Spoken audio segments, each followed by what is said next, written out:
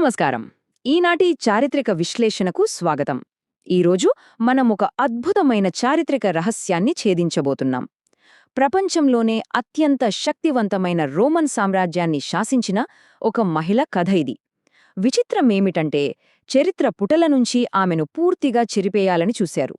కానీ ఆమెను మర్చిపోవడం ప్రపంచానికి అసాధ్యంగా మారింది. అసలు ఏం జరిగిందో చూద్దాం. క్రీస్తు శకం 17వ సంవత్సరం నాటి రోమ్ నగరాన్ని ఒక్కసారి మన కళ్ల ముందుంచుకుందాం. ఎటు చూసినా బంగారు రాజభవనాలు, విశాలమైన పాలరాయి గోడలు, ప్రతి రాత్రి కళ్ళు చెదిరే విలాసవంతమైన విందులు. కాని ఆ విందుల వెలుగుల వెలుక చెప్పలేనంత అధికారదాహం, ఒక భయంకరమైన వాస్తవం దాగి ఉండేవి. ఒక మహారాణి తన కోరికలతో ఏకంగా రోమన్ సామ్రాజ్య పునాదులనే ఎలా కదిలించిందో అర్థం చేసుకుంటే మనం నిజంగా ఆశ్చర్యపోతాం. రోమ్ కొత్త మహారాణి వల్లేరియా మెస్సెలీనా ఒక గొప్ప ప్రతిష్ఠాత్మక రోమన్ కుటుంబంలో పుట్టిన అమ్మాయిమే. రోమ్లో నిజమైన అధికారమంటే కేవలం కత్తులు, యుద్ధాల మాత్రమే కాదని, దానికి పదునైన తెలివితేటలు, ఇతరులను శాసించగల ప్రభావం కావాలని ఆమె చాలా చిన్న వయస్సులోనే గ్రహించింది. ఆమె జీవిత ప్రయాణం ఎంత వేగంగా సాగిందో ఇక్కడ గమనిద్దాం. కేవలం 14 లేదా 15ఏళ్ల వయసులోనే క్లాడియస్తో ఆమె వివాహం జరిగింది. ఆ తర్వాత 41వ సంవత్సరంలో రోమన్ చక్రవర్తి క్యాలిగులా అకస్మాత్తుగా హత్యకు గురయ్యాడు. అప్పుడు ప్రెటోరియన్ గార్డ్స్ క్లాడియస్ను కొత్త చక్రవర్తిగా ప్రకటించారు. అంతే, రాత్రికి రాత్రే కేవలం టీనేజ్ వయసులో ఉన్న మెస్సలీనా ప్రపంచంలోనే అత్యంత శక్తివంతమైన మహిళగా మారిపోయింది. ఇక్కడ మనం ముఖ్యంగా గమనించాల్సిన ఒక ఆసక్తికరమైన విషయముంది. ఈ ఇద్దరి మధ్యనున్న స్పష్టమైన వ్యత్యాసం. ఒకవైపు చక్రవర్తి క్లాడియస్ ఎప్పుడూ పుస్తకాలతో గడిపే వ్యక్తి, రాజకీయాల్లో చాలా బలహీనుడు, దర్బార్లో జరిగే కుట్రల గురించి కనీస అవగాహన లేనివాడు.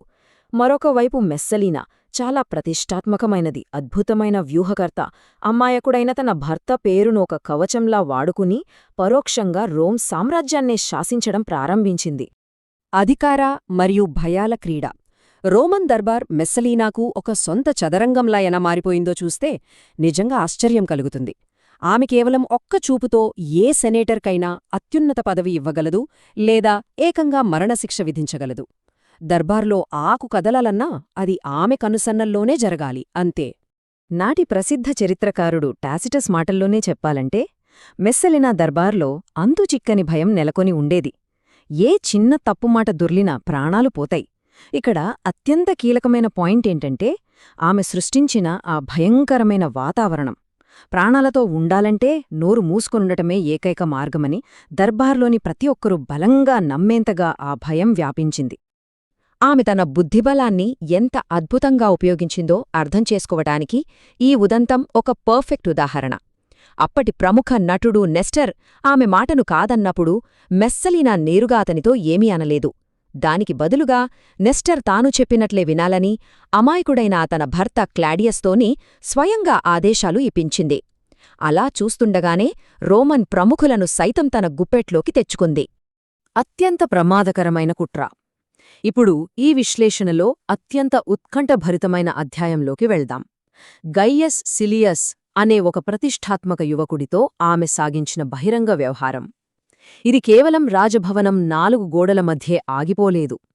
చివరకు ఏకంగా చక్రవర్తినే గద్దెదించే మహాకుట్రగా ఎలా మారిందో ఇప్పుడు మనం చూద్దాం. క్రీస్తు శకం 48వ సంవత్సరంలో జరిగిన ఈ సంఘటన బహుశా రోమ్ చరిత్రలోనే అత్యంత సాహసోపేతమైనది అనడంలో ఎలాంటి సందేహం లేదు. చక్రవర్తి క్లాడియస్ ఓస్టియా నగరానికి వెళ్ళినప్పుడు మెస్సలీనా సిలియస్ను బహిరంగంగా వివాహం చేసుకుంది. పెళ్లికూతురు ఎవరో కాదు, సాక్షాత్తు రోమ్ మహారాణి. వైన్ మరియు సంగీతంతో పాటు విపరీతమైన భయం కూడా రాజ్యమేలిన ఆ వేడుక ఆమె తెగింపుకి అసలైన నిదర్శనం. అయితే సరిగ్గా ఇక్కడే ఒక ఊహించని మలుపు తిరిగింది. చక్రవర్తికి అత్యంత నమ్మకస్తుడైన తెలివైన కార్యదర్శి నార్సిసస్ ఈ కుట్రను పసిగట్టాడు.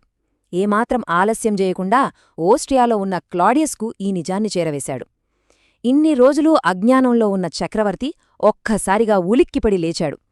తీవ్రమైన దిగ్భ్రాంతి, కోపంతో తక్షణమే ప్రెటోరియన్ గార్డ్స్ను రంగంలోకి దించాడు. మరణం తాలూకు ఆ భయంకరమైన నిశ్శబ్దం ఇప్పుడు కథలో వేగం పూర్తిగా మారిపోయింది.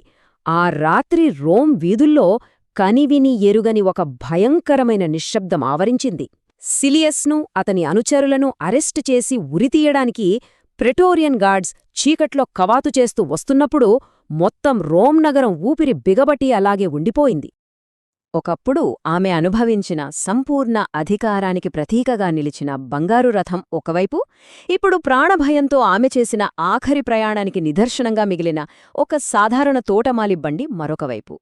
క్లాడియస్ను స్వయంగా కలిసి తన కన్నీళ్లతో అతడిని కరిగించాలని ఆమె ఆ బండిలో ఎంతో ఆరాటంగా ప్రయత్నించింది. కాని నార్సిసిస్ అత్యంత చాకచక్యంగా ఆమెను చక్రవర్తి దగ్గరకు వెళ్లకుండా అడ్డుకుని ఆమె పతనానికి మార్గం సుగమం చేశాడు. ఆ లూకులస్ తోటలు ఆమె తన తల్లి లెపీడాతో కలిసి ప్రాణభయంతో గడిపిన ఆఖరి క్షణాలకు సాక్ష్యంగా నిల్చాయి. తనను తాను అంతం చేసుకోడానికి పట్టుకున్న బాకు చేతిలో వణుకుతోంది. అంతలోనే ఒక సైనికుడి కత్తి ఆమె ప్రాణాలను అనంత వాయువుల్లో కలిపేసింది. ఇక్కడ అందరినీ ఆశ్చర్యపరిచే వాస్తవమేమిటంటే, ఆమె మరణవార్త విన్న చక్రవర్తి క్లాడియస్ కనీసం చలించకుండా ఏమీ జరగనట్లుగా తన రాత్రి భోజనాన్ని అలాగే కొనసాగించాడు. డమ్నష్యో మెమోరియే, జ్ఞాపకాలకు విధించే శిక్ష. ఇక్కడితో మెస్సలీనా జీవితం ముగిసింది. కాని మన ఈ విశ్లేషణ ఇప్పుడు మరో ఆసక్తికరమైన కోణంలోకి వెళ్తుంది. రోమన్ సామ్రాజ్యం ఆమెపై తీసుకున్న ఆ అత్యంత కఠినమైన చర్య ఏమిటో మనం తెలుసుకోవాలి. డామ్నాషియో మెమోరియే అంటే ఒక వ్యక్తిని చరిత్ర పుటల నుండి, జ్ఞాపకాల నుండి పూర్తిగా చెరిపివేసే అత్యంత కఠినమైన రోమన్ శిక్ష. ఆమె విగ్రహాలన్నింటినీ నిర్దాక్షిణ్యంగా పడగొట్టారు. అధికారిక పత్రాలు, శాసనాల నుండి ఆమె పేరును దారుణంగా చెరిపేశారు. అసలు మెస్సలీనా అనే మహిళ రోమ్ చరిత్రలో ఎప్పుడూ లేదన్నట్లుగా తుడిచివేయడానికి విశ్వ ప్రయత్నం చేశారు. అసలు నిజమైన మెస్సలీనా ఎవరు? ఇక్కడే మనకు ఒక చాలా లాజికల్ ప్రశ్న తలెత్తుతుంది. చరిత్రే పూర్తిగా చెరిపివేయడానికి ప్రయత్నించిన ఒక మహిళ గురించి ఈరోజు మనకు ఇంత ఖచ్చితంగా ఎలా తెలుసు? సరిగ్గా ఇక్కడే మనం చారిత్రక పక్షపాతం అనే కోణాన్ని చాలా లోతుగా అర్థం చేసుకోవాలి. అసలు చరిత్రను ఎవరు రాశారు అన్నది ఇక్కడ అత్యంత ముఖ్యం. మూల గ్రంథాలను గమనిస్తే ఇదంతా ఒక పురుషాధిక్య కోణం నుండి రాయబడిందని అర్థమవుతుంది. టాసిటస్ ఆమెను అత్యంత ప్రమాదకరమైన మహిళగా చిత్రీకరిస్తే, జువెనల్ ఆమెను కేవలం కామానికి ప్రతీకగా మాత్రమే వర్ణించాడు.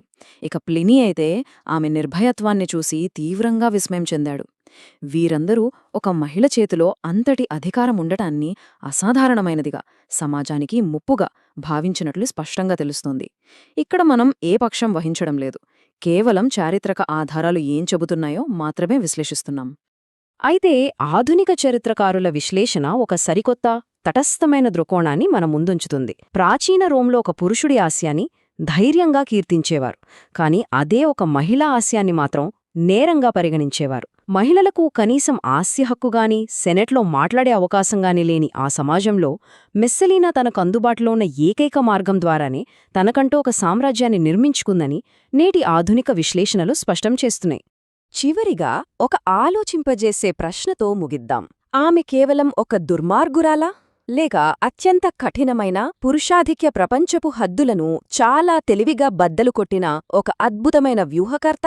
చరిత్రను ఎవరు రాస్తారు, ఎలా రాస్తారు అనేది ఎల్లప్పుడూ ఒక ఆసక్తికరమైన అంశమే.